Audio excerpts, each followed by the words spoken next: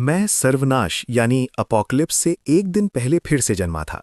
लेकिन मैंने ना तो कोई राशन जमा किया और ना ही खुद को घर में बंद किया। इसके बजाय मैं तुरंत प्राचीन वस्तुओं के बाजार यानी एंटीक मार्केट की ओर दौड़ पड़ा और अपने माता पिता की पूरी विरासत एक ऐसी नकली सी दिखने वाली प्राचीन वस्तु खरीदने में खर्च कर दी जिसे बाकी लोग मजाक समझ रहे थे। दूसरों की नज़र में मैं पूरी तरह बेवकूफ़ लग रहा था, लेकिन मुझे किसी से बेहतर पता था कि मैंने क्या खरीदा है। असली चीज़ वो प्राचीन वस्तु नहीं थी, बल्कि उसके अंदर छुपा हुआ वो पुराना सिक्का था। दूसरों के लिए वो सिक्का बेकार था, लेकिन मेरे लिए वही असली चाबी थी। वो चाबी जो मेरे परिवार से विरासत में मिले मिट्टी के कटोरे यानी बर्तन को जागृत कर सकती थी और उसे एक साधारण कटोरे से एक असली खजाने के पात्र में बदल सकती थी। जैसे ही वो अपने असली मालिक को पहचान लेता, वो मुझे एक ऐसा निजी स्थान देता जो लगातार फैल सकता था। अपनी पिछली जिंदगी में मुझे ये बात बहुत देर से समझ आई थी। जैसे ही मुझे वो खजाने का पात्र मिला, मेरे दोस्तों ने उसे मुझसे छीन लिया। मुझ पर झूठा आरोप लगाया गया और मैं गहरे पछतावे और गुस्से के साथ मर गया। एक ऐसी कड़वाहट जिसे मौत भी मिटा नहीं पाई थी। अब बैल्कनी पर खड़ा ठंडी हवा मुझे उस भयानक तबाही की यादों में फिर से डुबो रही थी। इस बार मुझे 3 महीने पहले से ही तैयारी करनी होगी। 10 महीने बाद विशेष स्तर, एक सोलर तूफान फूट पड़ा। मांस खाने वाले कीड़ों के झुंडों ने सब कुछ तबाह कर दिया। सैटेलाइट आसमान से गिर गए और सभी इलेक्ट्रॉनिक उपकरण बेकार हो गए। उसके तुरंत बाद सूरज कमजोर पड़ने लगा और दुनिया का तापमान 50 डिग्री से भी नीचे गिर गया। बर्फीले तूफानों ने पूरे शहर को बर्फ के एक ठोस टुकड़े में बदल दिया और लगभग सभी जीव ठंड से मर गए। बर्फ के नीचे मैं अपने घर लौटा और तिजोरी खोली। उसके अंदर एक बहुत ही साधारण दिखने वाला कटोरा रखा था। वो डेंट पड़ा हुआ और टेढ़ा मेढ़ा था। वो बिल्कुल भी किसी खजाने जैसा नहीं लगता था, जरा भी नहीं। लेकिन मेरे पिता की वसीयत में इसका खास तौर पर जिक्र किया गया था। उस समय मैंने सोचा था कि शायद मेरे पिता का दिमाग खराब हो गया है। केवल अपनी पिछली जिंदगी में जब मैंने इसे सक्रिय किया, तब मुझे समझ आया कि ये सच में एक खजाने का पात्र था और इसे जगाने के लिए एक खास चाबी की जरूरत थी। वही पुराना सिक्का जिस पर एक बेहद अनोखा निशान बना हुआ था। मैंने उस सिक्के को अपनी पिछली जिंदगी में शहर के दक्षिण वाले एंटीक बाजार में पहले ही देख लिया था। इस बार मैं इंतजार करने वाला नहीं था। हर एक सेकंड कीमती था। जितना जल्दी हो सके उतना बेहतर। मैंने अपना बैग उठाया, उसमें वो कटोरा रखा और सीधे ओपस मार्केट की ओर गाड़ी चला दी। सुबह सुबह एंटीक बाजार का इलाका सैकड़ों दुकानों और भीड़-भाड़ के शोर से भरा हुआ था। मुझे सब कुछ बहुत साफ साफ याद था। अपनी पिछली जिंदगी में यहीं पर मैं और जोजान ने वो सिक्का एक साथ पाया था। लेकिन यहाँ पुरानी सिक्कों की कमी नहीं थी। नकली और असली सब एक साथ मिले हुए थे। इसलिए मेरे पास एक ही रास्ता था, हर एक दुकान को एक एक करके खंगालना। मैंने 2 घंटे तक खोजा, लेकिन उस खास निशान वाला सिक्का नहीं मिला। पूछताछ करने पर मुझे पता चला कि ये बाजार केवल वीकेंड की सुबह ही लगता है और हर बार विक्रेता भी अलग अलग होते हैं। मेरा दिल घबरा गया। अगर आज वो सिक्का नहीं मिला तो मुझे अगले वीकेंड तक इंतजार करना पड़ेगा। तब तक मेरा जो समय का फायदा था, जो मुझे पुनर्जन्म की वजह से मिला था, वो काफी हद तक खत्म हो जाएगा। जब मैंने देखा कि लोग अपनी अपनी दुकानें समेटने लगे हैं, तो मुझे अपनी बेचैनी को दबाकर खोज जारी रखनी पड़ी। मेरे हाथ लगातार सिक्कों को पलट रहे थे। उनकी खनखनाहट गूंज रही थी और मेरी नजर एक पल के लिए भी इधर उधर नहीं भटक रही थी। एक पल के लिए भी नहीं। अचानक पीछे से किसी ने मुझे पुकारा। वो आवाज सुनते ही मेरा खून जम गया। मैंने भौहें सिकोड़ ली और एक ठंडी सिहरन पूरे शरीर में दौड़ गई। इस आवाज को मैं मरने के बाद भी नहीं भूल सकता था। सोएन। हम खुद को भाई कहते थे। कॉलेज से लेकर हाई स्कूल तक हम साथ रहे। हमने 8 साल तक प्रलय यानी अपॉक्लिप्स में साथ साथ जीवित रहने की लड़ाई लड़ी और आखिर में उसी ने मुझे धोखा दे दिया। उस कमीने को देखते ही मेरा उसे मार देने का मन हुआ, लेकिन मैंने अपने उस खतरनाक इरादे को दबा लिया और शांत होने का नाटक करते हुए मुड़ा। जोजान, तुम यहां क्या कर रहे हो? जोजान एक महंगे सूट में चेहरे पर मजाक उड़ाने वाली मुस्कान लिए मेरे पास आया। ये सवाल तो मुझे तुमसे पूछना चाहिए। ये पढ़ाकू भी अब एंटीक खरीदने आया है। उसने मुझे तिरस्कार भरी नजरों से देखा। उसी पल मुझे एहसास हुआ कि मेरी पिछली जिंदगी में भी वो पहले से ही मुझे नीची नजरों से देखता था। मैंने खुद को बचाने के लिए बेपरवाह अंदाज में जवाब दिया। सुना था कि यहां अच्छा माहौल होता है, इसलिए वीकेंड पर बस देखने चला आया। मैं अभी हल्का सा हंसी रहा था कि थोड़ी दूर पर अचानक झगड़ा शुरू हो गया। मैं भीड़ को चीरते हुए आगे बढ़ा और देखा कि करीब 20 साल का एक युवक सबके सामने खड़ा था। वो गुस्से में चिल्ला रहा था और अपने हाथ में एक पुराना सिक्का लहरा रहा था। अरे बूढ़े ठग, कल मैंने इस सिक्के की जांच करवाई और पता चला कि ये सिर्फ एक सस्ती आधुनिक नकली चीज है, और तुमने इसे मुझे 1 लाख में बेचने की हिम्मत की। आज ही मेरे पैसे वापस करो, नहीं तो मैं पुलिस को बुलाऊंगा। उस स्टॉल का मालिक एक बूढ़ा आदमी था। वो आदमी साधारण कपड़ों में था। उसके हाथ लगातार कांप रहे थे। मैं कसम खाता हूं, ये हमारे परिवार की विरासत है, मैंने आपको धोखा नहीं दिया। आसपास खड़े तमाशाबीन लोग दिलचस्पी से ये नज़ारा देख रहे थे। सोएन मेरे पास आया और धीरे से फुसफुसाया, इस तरह के झगड़े यहां अक्सर होते रहते हैं। नियमों के अनुसार एक बार सामान बिक गया तो वापस नहीं लिया जाता। पहले के समय में ऐसे आदमी को अब तक पीट दिया जाता। फिर उसने नियम का हवाला देते हुए कहा, एंटीक की दुनिया में एक ही नियम है, अगर तुम नकली चीज खरीदते हो तो ये तुम्हारी गलती है और वही तुम्हारे लिए सबक बन जाती है। लेकिन उसी पल जब मैंने उस पुराने सिक्के को साफ साफ देखा, मेरी आंखें चमक उठीं। वही था, वही खास निशान जो खजाने वाले बर्तन को खोल सकता था। मैंने गहरी सांस ली और जानबूझकर बेपरवाह लहजे में एक कदम आगे बढ़ा।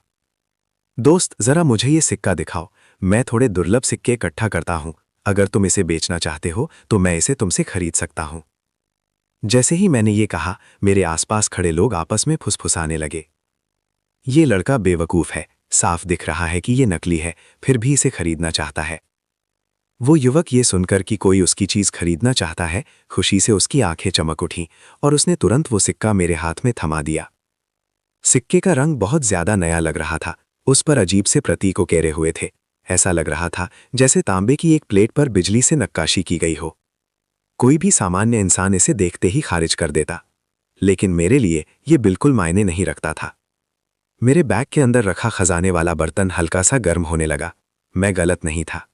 मेरे लिए ये कोई साधारण सिक्का नहीं था, ये मेरी जिंदा रहने की आखिरी उम्मीद थी।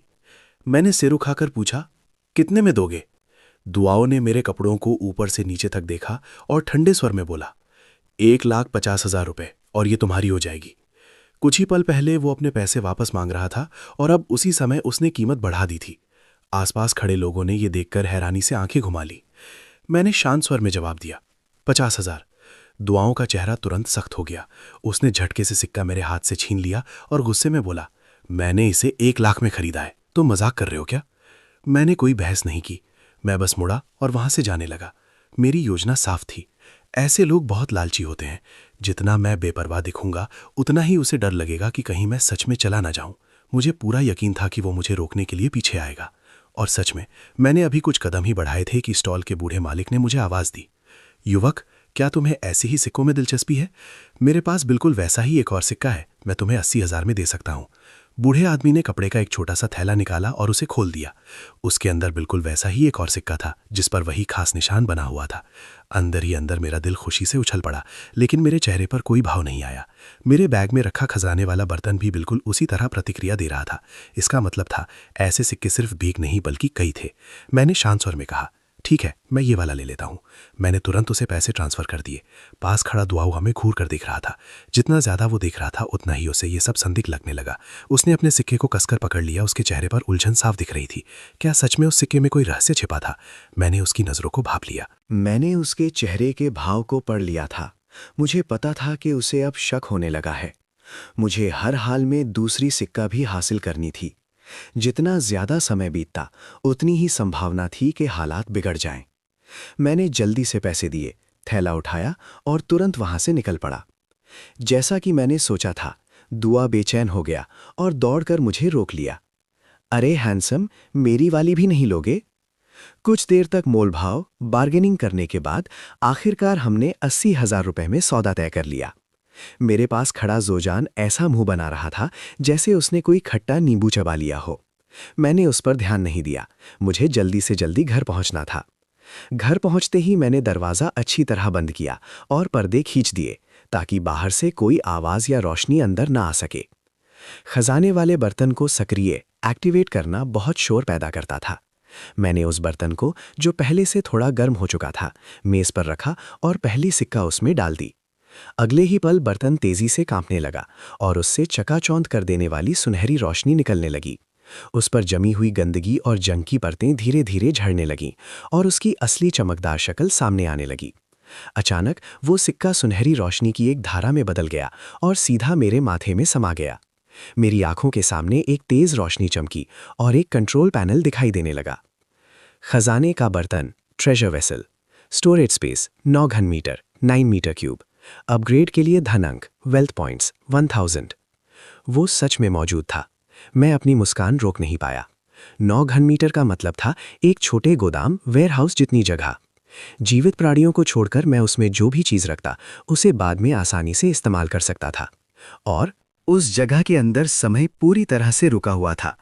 सबसे महत्वपूर्ण बात यह थी कि उस जगह को सोना, चांदी और गहनों से अपग्रेड किया जा सकता था।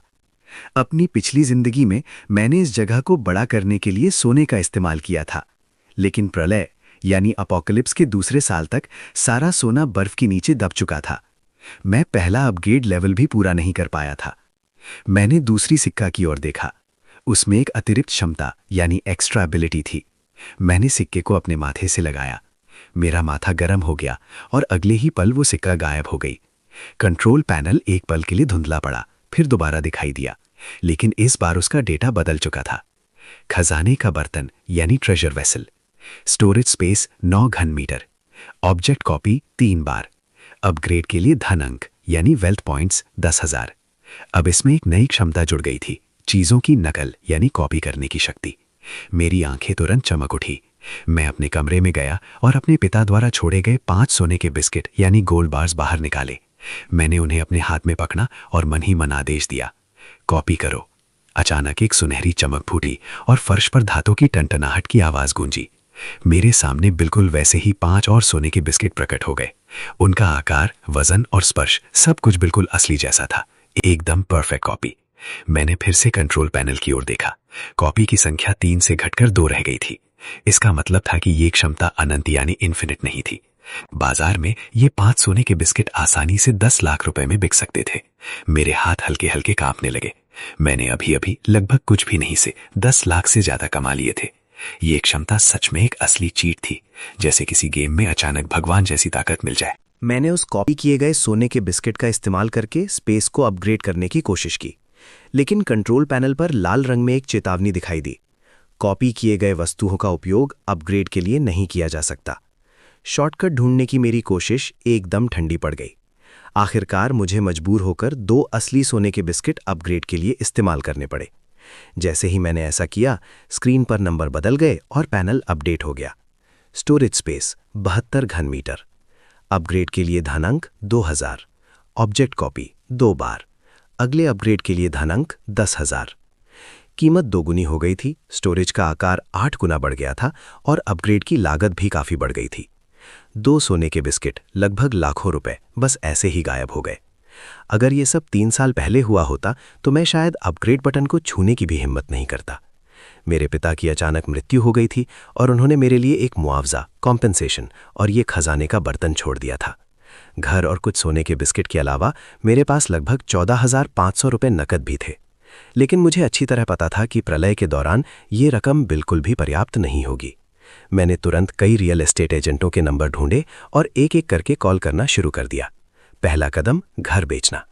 मेरा घर शहर के केंद्र के पास था, लोकेशन बहुत अच्छी थी, 128 वर्ग मीटर का क्षेत्रफल। उस समय प्रति वर्ग मीटर की कीमत पहले ही 80,000 रुपये तक पहुंच चुकी थी।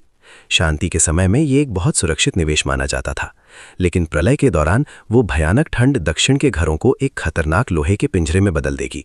वे बहुत जल्दी अपनी गर्मी खो देते हैं और ठंड से अच्छी तरह सुरक्षा नहीं कर पाते। मैंने ये सब अपनी पिछली जिंदगी में अपनी आंखों से देखा था, जब ठंड की वो भयानक लहर आई थी। जब ठंड की वो लहर आई थी तो दक्षिण के शहरों में हर 10 में से 8 या 9 लोग -50 डिग्री सेल्सियस तापमान गिरने पर ठंड से मर गए थे। लोहे से मजबूत बनाया गया कंक्रीट भी जमकर 1-2 साल में फटने लगा था। कई ऊंची ऊंची इमारतें झुक गईं और आखिरकार ढह गईं। मैंने घर बेचने के लिए केवल 2 शर्तें रखीं, तेज बिक्री और पूरा भुगतान एक साथ। कोई भी देरी बर्दाश्त नहीं की जा सकती थी। मेरे पास इंतजार करने का समय नहीं था। दूसरा कदम, पैसे को सोने के बिस्किट में बदलना। मेरी योजना साफ थी। मैं अपनी सारी नकदी को सोने के बिस्किट में बदलूंगा, फिर कॉपी करने की क्षमता से उनकी नकल बनाऊंगा। उसके बाद मैं नकली कॉपी किए गए बिस्किट बैंक को बेच दूंगा और असली बिस्किट का इस्तेमाल खजाने वाले बर्तन की जगह को अपग्रेड करने के लिए करूंगा। घर को बिक्री के लिए लगाने के बाद मैं एक गिरवी की दुकान पॉन शॉप पर गया और 5 कॉपी किए गए सोने के बिस्किट बेच दिए। मेरे बैंक कार्ड में लगभग 1,50,000 रुपये और बढ़ गए। खाते में इतना पैसा देखकर मुझे थोड़ा सुकून महसूस हुआ, लेकिन मैं जानता था प्रलय के समय पैसा सिर्फ कागज का एक बेकार टुकड़ा बन जाता है। सबसे ज्यादा कीमत होती है सोने की, वही असली मजबूत मुद्रा है। जब सब काम खत्म हुआ तब तक रात हो चुकी थी। मैंने ग्रिल्ड मछली खाई और घर लौटकर अपना ट्रेनिंग प्लान बनाने बैठ गया। प्रलय के दौरान सबसे पहले वही लोग गिरते हैं, बुजुर्ग, कमजोर और बीमार लोग, जिनकी शारीरिक क्षमता कम होती है। ये बस समय की बात होती है कि वे कब हार मान ले। अगर मुझे जिंदा रहना था तो मुझे अपने शरीर को मजबूत बनाना होगा, ताकि मैं मुश्किल हालात सह सकूं, ताकि मैं तेज दौड़ सकूं, ताकि आखिर तक टिक सकूं। मैं जैसे ही अपना ट्रेनिंग प्लान लिखकर खत्म करने वाला था, तभी मेरा फोन अचानक बज उठा। ये मेरे हाई स्कूल के ग्रुप चैट का मैसेज था। मैसेज भेजने वाला था आल जैन। दोस्तों, कल शाम फ्री हो? क्लब ग्वाजाओ में मिलते हैं। चाहे मुझे कई महीनों की सैलरी ही क्यों ना खर्च करनी पड़े, मैं तुम्हें एक अच्छा डिनर जरूर देना चाहता हूं। इन 2 लाइनों को देखते ही मुझे अपनी पिछली जिंदगी की कई बातें याद आ गईं। भले ही जैन और मैं एक ही क्लास में थे, लेकिन हमारा रिश्ता हमेशा सतही यानी सरफेस लेवल ही रहा था। हमारी नज़दीकी मेरे पिता की मृत्यु के बाद बढ़ी थी। जब मुझे बड़ी मुआवजा राशि मिली और मैं मानसिक रूप से टूट चुका था, तब वो अचानक बहुत ज़्यादा परवाह करने लगा था। वो बार बार मुझे बाहर ले जाता था ताकि मेरा ध्यान भटक सके और मैं थोड़ा बेहतर महसूस कर सकूं। लेकिन हर बार बाहर जाने पर आखिर में वही शिकायत करता था कि वो पैसे से तंग है और हमेशा बिल मुझे ही भरना पड़ता था। अब सोचता हूं तो साफ लगता है, वो मुझे अपने एटीएम मशीन की तरह इस्तेमाल कर रहा था। आज का ये डिनर भी उसी का हिस्सा था। वो मुझे और ज़्यादा पैसे खर्च करवाने के लिए इंतज़ार नहीं कर सकता था।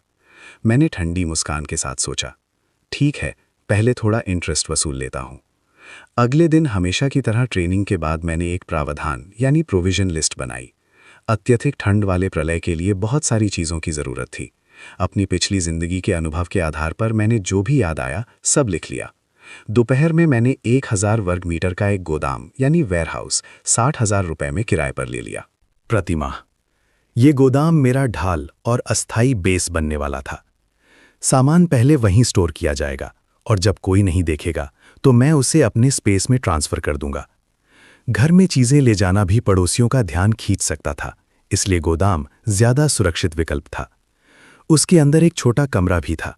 मैंने तय किया कि कुछ दिनों में मैं वहीं शिफ्ट हो जाऊंगा। प्रावधानों की तैयारी अच्छी तरह आगे बढ़ रही थी और शाम भी हो चुकी थी। ग्रुप चैट में जोजान लगातार मुझे बाहर आने के लिए दबाव डाल रहा था। मैंने जानबूझकर समय खींचा और लगभग रात 8 बजे ही घर से निकला। गुआचाओ क्लब के एक प्राइवेट रूम में जोजान और कुछ लोग पहले से ही लगभग नशे में थे। मुझे अंदर आते देख एक लड़की की आंखें चमक उठी और वो तुरंत मेरे पास आ गई। उसने मेरे हाथ पकड़ लिए और बोली, तुम इतनी देर से क्यों आए? बहुत दिनों बाद मिले हैं, क्या तुमने मुझे याद किया? उसकी त्वचा गोरी थी और आवाज़ मीठी थी, लेकिन उसकी आंखों में एक अजीब सी बनावटी भावनात्मकता थी। मुझे अच्छी तरह पता था वो सबको ऐसे ही फंसाती थी। मेरी पिछली जिंदगी में प्रलय के समय वो मुझसे भी बेहतर तरीके से बच निकली थी। सोएन हल्की मुस्कान के साथ बोला, दोस्तों, आज रात मैंने आपके लिए एक ऐसा शो तैयार किया है जो आपकी आंखें खोल देगा। कुछ ही देर में 4 खूबसूरत लड़कियां अंदर आईं, चमक दमक से भरी हुईं। मैंने मन ही मन ठंडी मुस्कान के साथ सोचा, सिर्फ दिखावा और बेकार खेल। मैंने मेज़ पर रखी शराब की तरफ एक नज़र डाली। ये सब मिलाकर कम से कम 10,000 से 20,000 रुपए का खर्च था। अब देखते हैं वो इसे कैसे संभालता है। जोजान मुझे देखकर मुस्कुराया। अरे यार, मैंने ये लड़कियां तुम्हारे और सबके लिए बुलवाई हैं। उसने हंसते हुए कहा, भाई, मुझे अपना भाई समझो। मैंने अभी अपना गिलास छुआ भी नहीं था कि मैंने शांत स्वर में कहा, मैं बीमार हूं, मैंने सिर्फ एलोस्पुरिन दवा ली है, इसलिए मैं शराब नहीं पी सकता। आप लोग बिना मेरे पी लो। वे लोग ज्यादा जोर नहीं डाल पाए और पीना जारी रखा। रात 1 बजे तक टेबल खाली बोतलों से भर चुकी थी। मेरे अलावा तीनों लोग पूरी तरह नशे में थे। टांगियां मुनखड़ाते हुए घर जाना चाहता था। जोजान ने अपने सीने पर हाथ मारते हुए कहा, मैं तुम्हें छोड़ने जाऊंगा। मैंने हल्का सा सिर हिला दिया। जब बिल पे करने का समय आया तो वेटर बिल लेकर आया। आज का कुल बिल 38,000 रुपये है। कमरा अचानक शांत हो गया। तीनों लोगों ने एक साथ मेरी तरफ देखा। मैंने एक भौं उठाई, मुझे क्यों देख रहे हो? जोजान ने हंसते हुए कहा, तुमने ही तो कहा था कि ये तुम्हारी तरफ से है। वो अपनी जेबें टटोलने लगा, फिर फोन निकाला। अचानक वो घबरा कर हंस पड़ा। अरे, मेरा फोन तो बंद हो गया है। उसकी नजर अब सीधे मेरी तरफ थी। अपनी पिछली जिंदगी में मैं बिना कुछ बोले हमेशा बिल भर देता था, लेकिन अब ये सब मुझे बेहद बेवकूफ़ी लग रहा था। मैंने वेटर से शांत स्वर में कहा, इन्हें चार्जर दीजिए। वेटर ने लोगों की तरफ तिरस्कार भरी नजर डाली और चला गया। कमरे का माहौल अचानक भारी हो गया। वेनली और टांग्याओ हैरान थे।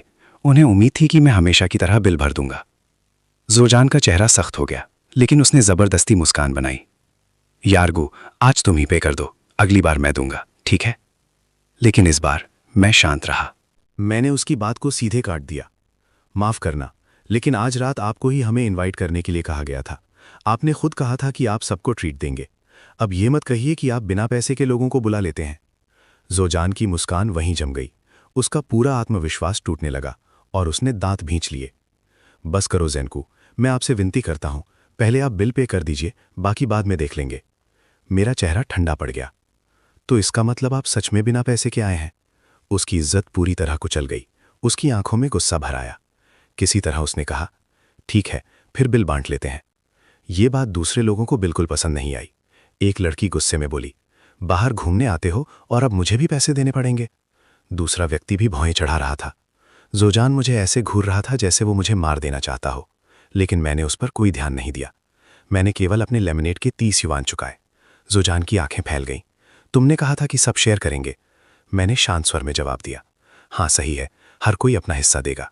आज मैंने सिर्फ एक लेमिनेट पिया है। अगर आपको शक है तो सीसीटीवी कैमरे चेक कर लीजिए, सच्चाई सामने आ जाएगी। पेमेंट करने के बाद मैं दरवाज़ा खोलकर बाहर निकल गया। तीनों लोग वहीं स्तब्ध खड़े रह गए। वेटर ने पीछे से कहा, अभी भी 37,970 युआन बाकी हैं, कृपया भुगतान करें। मैं क्लब से बाहर निकल आया। मुझे अंदर से पूरी तरह हल्कापन महसूस हुआ, जैसे एक भारी बोझ उतर गया हो। घर जाते समय मैंने मन ही मन सोचा, कल से मैं इस कर्ज को कई गुना वापस लूंगा। और हमेशा की तरह मैं अपनी ट्रेनिंग जारी रखने लगा। नाश्ते के बाद मुझे रियल एस्टेट एजेंट का कॉल आया। मिस्टर गो, एक ग्राहक है जो घर देखना चाहता है, आपको कब सुविधा होगी? मैं थोड़ा हैरान हुआ, इतनी जल्दी? मैंने शांत स्वर में कहा, मैं अभी फ्री हूं, उसे आने दो।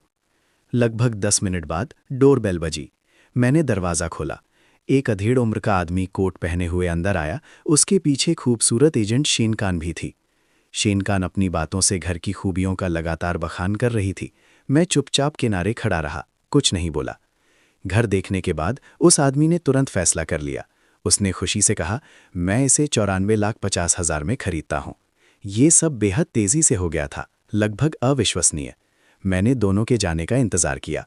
तभी मैंने देखा कि वो आदमी शेनकान के साथ कुछ ज़्यादा ही करीब होने की कोशिश कर रहा था। मैं तुरंत समझ गया, इसी वजह से सौदा इतनी जल्दी हो गया था। मेरे फ़ोन पर बैंक नोटिफिकेशन की आवाज़ आई, जैसे किसी रेस की शुरुआत में गोली चलती है। 94,50,000 युआन ट्रांसफ़र हो चुके थे। मैंने स्क्रीन को बिना किसी भाव के देखा। फिर मैंने कार की चाबी उठाई और सीधे शहर के बाहरी इलाके की ओर निकल पड़ा। अपनी पिछली ज़िंदगी में मैंने प्रलय के 8 साल तक संघर्ष किया था। मैंने बहुत सारे लोगों को पैसों से भरे बैग पकड़कर बैठे देखा था, लेकिन वे उससे एक रोटी तक नहीं खरीद पाए थे। पैसे की असली कीमत तभी होती है जब वो सर्वाइवल कैपिटल में बदल जाए। कार शहर से बाहर की ओर बढ़ रही थी। ये शहर का मशहूर लग्जरी रेजिडेंशियल इलाका यून था, लेकिन जिस जगह मैं जा रहा था वो शहर के बाहरी हिस्से में एक पहाड़ी ढलान पर था, जिसे अभी पूरी तरह डेवलप नहीं किया गया था। जैसे जैसे मैं आगे बढ़ा, सड़कें और ज़्यादा सुनसान होती गईं। आखिर में सिर्फ एक घुमावदार कंक्रीट की सड़क रह गई। और मुझे यही अकेलापन पसंद था। जब दुनिया का अंत आएगा तो भीड़ सबसे बड़ा खतरा बन जाएगी। सिर्फ अकेलापन ही ज़्यादातर समस्याओं से बचने का रास्ता है। आगे चलकर एक 3 मंजिला सफ़ेद धूसर विला पहाड़ी पर अकेला खड़ा था। एक तरफ पहाड़ से सटा हुआ और दूसरी तरफ एक छोटे कृत्रिम झील की ओर खुला हुआ। उसकी लोकेशन पूरी तरह साफ थी। न बर्फीले तूफान में रास्ता बंद होने का डर और ना ही बर्फ पिघलने पर बाढ़ का खतरा। सबसे महत्वपूर्ण बात यह थी कि इस विला में एक बहुत बड़ा अलग से बना हुआ बेसमेंट था। ये ठंडी प्रलय के लिए एक परफेक्ट कस्टम डिज़ाइन किया हुआ शरणस्थल था। इसका मालिक लगभग 50 साल का एक आदमी था, जिसका नाम सैम था और उसका पेट थोड़ा बाहर निकला हुआ था। वो काफ़ी चिंतित लग रहा था। मैं अगले हफ्ते अपने पूरे परिवार के साथ देश छोड़ रहा हूँ। सारे कागजात पूरे हो चुके हैं, बस पैसे का इंतजार है। उसने जल्दी में कहा। मिस्टर गू, अगर आप पूरा भुगतान एक साथ कर सकते हैं तो मैं कीमत और 5% कम कर दूंगा। मुझे जल्दी बेचना है, मैंने एजेंट भी नहीं रखा, खुद ही ऑनलाइन पोस्ट किया है। मैं अंदर विला में दाखिल हुआ और एक नज़र डाली। मैंने एक तेज नज़र अंदर डाली। वो घर कच्चे निर्माण में था, जिससे मुझे तोड़फोड़ का काम नहीं करना पड़ेगा और रेनोवेशन आसान हो जाएगा। मैं सीधे बेसमेंट के प्रवेश द्वार की ओर बढ़ा। एक तेज ठंडी हवा मेरे चेहरे से टकराई। 200 वर्ग मीटर का बेसमेंट, 4 मीटर ऊंची छतें, स्वतंत्र वेंटिलेशन सिस्टम और बगीचे में एक चट्टान के पीछे छिपा हुआ आपातकालीन निकास। परफेक्ट। मैंने तुरंत कहा, मैं इसे लेता हूं, कैश पेमेंट, आज ही कॉन्ट्रैक्ट साइन कर देते हैं। सैम की आंखें चमक उठीं। उसे उम्मीद नहीं थी कि उसे इतना निर्णायक खरीदार मिलेगा। उसका घर लगभग 6 महीने से बिक नहीं रहा था, क्योंकि उसकी लोकेशन बहुत अलग थलग थी और कम लोग देखने आते थे। लेकिन अब दोनों पक्ष तुरंत सहमत हो गए। उन्होंने एक वकील बुलाया और वहीं कॉन्ट्रैक्ट तैयार कर साइन कर दिया। मेरे बैंक अकाउंट से पूरा पैसा निकलते ही मैं एक अजीब सी शांति महसूस करने लगा। सैम ने जिज्ञासा से पूछा, तुम इतने युवा हो, इतनी बड़ी घर क्यों खरीद रहे हो? इसका क्या करने वाले हो? मैंने पहले से तैयार किया हुआ जवाब दिया। मैं एक संगीतकार हूँ, मैं इसे एक प्राइवेट रिकॉर्डिंग स्टूडियो में बदलना चाहता हूँ। यहाँ बहुत शांत माहौल है, कोई डिस्टर्ब नहीं करता और बेसमेंट भी अच्छा साउंड प्रूफ है, बिल्कुल परफेक्ट है। असल में ये सब इसलिए भी ज़रूरी था ताकि मैं लंबे समय तक सामान स्टोर कर सकूं और घर को रेनोवेशन कर सकूं। सैम ने हल्के से मुस्कुराते हुए कहा, आर्टिस्टिक काम है, अच्छा है। वो अंगूठा दिखाकर वहां से चला गया, पूरी तरह संतुष्ट होकर।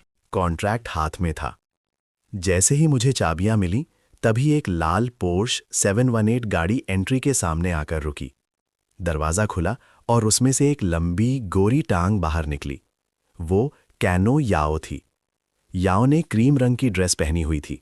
उसके लंबे बाल कंधों पर बिखरे थे और उसका मेकअप बहुत हल्का लेकिन सटीक था। उसके हाथ में एक बहुत महंगी दिखने वाली इंसुलेटेड लंच बॉक्स थी। उसने जल्दी से कहा, वांगल ने बताया कि तुमने शहर में अपना घर बेच दिया है और मैं तुम्हें फ़ोन पर भी नहीं मिल पा रही थी। मैं बहुत चिंतित थी। वो तेज़ी से मेरे पास आई। उसकी आंखें हल्की सी लाल थीं, जैसे उसने सब कुछ बहुत सोच समझकर ड्रामा किया हो। मुझे डर था कि तुम कोई गलत कदम उठा लोगे। मैं तुम्हें ढूंढ रही थी। सौभाग्य से जोजान ने बताया कि तुम शायद यहाँ घर देखने आए हो। मैं उसे देखकर अंदर ही अंदर हंस पड़ा। अपनी पिछली जिंदगी में यही वही औरत थी जो जोजान द्वारा मेरी पूरी संपत्ति छीन लिए जाने के बाद उसी की बाहों में चली गई थी। जब मैं पूरी तरह बर्बाद हो चुका था, बदनाम और बेबस, तब मैं उसके पास गया था। भूख से मजबूर होकर पुराने रिश्तों के नाम पर उससे खाना मांगा था। लेकिन उसने दरवाजे के पीछे खड़े होकर ठंडी आवाज में कहा था, गू, मेरी जिंदगी बर्बाद मत करो, हमारे बीच अब कुछ नहीं बचा है। मुझे उसकी वो बेरहमी बिल्कुल साफ याद थी। मैंने शांत स्वर में पूछा, तुमने मुझे कैसे ढूंढा? उसने जवाब दिया, मैं तुम्हारी चिंता कर रही थी। और फिर वो एक कदम आगे बढ़ी और स्वाभाविक रूप से मेरा हाथ पकड़ने की कोशिश की। मैं तुरंत एक कदम पीछे हट गया। मैंने उसे बचने के लिए एक तरफ हट गया। उसका चेहरा एक पल के लिए सख्त हो गया, लेकिन फिर उसने पहले से भी ज्यादा मीठी मुस्कान बना ली। मैं तुम्हारे लिए लंच लेकर आई हूं। तुमने जरूर कुछ नहीं खाया होगा, है ना? ये जो मैंने बनाया है, चख कर तो देखो। उसने लंच बॉक्स खोला, जिसमें एक बेहद स्वादिष्ट ईल डिश थी, जिसकी खुशबू पूरे माहौल में फैल गई। मैंने एक नज़र डाली, लेकिन चॉपस्टिक को हाथ नहीं लगाया। मैंने ठंडे स्वर में कहा, अगर कुछ कहना है तो सीधे कहो। तांग याओ की मुस्कान वहीं जम गई। उसे उम्मीद नहीं थी कि मैं इतना ठंडा व्यवहार करूंगा। पहले वाला पागल प्यार में डूबा लड़का जो उसकी हर कॉल पर दौड़ा चला आता था, अब उससे बिल्कुल अलग था। ये जमीन आसमान का फर्क था। उसने धीरे से पूछा, तुम्हें क्या हुआ है? क्या घर बेचने में कोई समस्या हो गई? तुम मूड में अच्छे नहीं लग रहे। उसकी नज़र अब उस विशाल विला पर गई। मैंने सुना है तुमने इसे 10 मिलियन से ज्यादा में बेचा है। क्या कोई परेशानी है? वो आगे झुकी और धीरे से बोली, अगर पैसे की दिक्कत है तो मुझे बता दो, मेरे पास अभी भी कुछ पैसे हैं। इतना कहते हुए उसने अपने बैग से कार्ड निकालने की कोशिश की। मैं अंदर ही अंदर ठंडी मुस्कान के साथ उसे देख रहा था। बाहर से मैंने हल्की सी कड़वी मुस्कान बनाई, जैसे मैं सच में परेशान हूं। मैं कार के दरवाजे से टिक गया और एक सिगरेट जला ली। छोड़ो, मैं आज बहुत खराब मूड में हूं। तांग याओ ने तुरंत मौका पकड़ लिया और करीब आ गई। उसकी आवाज़ और भी मीठी हो गई। क्या हुआ है? मुझे बताओ, मैं तुम्हारी मदद करूंगी। हम दोनों के बीच ऐसा क्या है जिसे हम सुलझा नहीं सकते? उसकी आवाज़ में अब बनावटी चिंता और फायदा उठाने की चाह दोनों साफ झलक रही थी।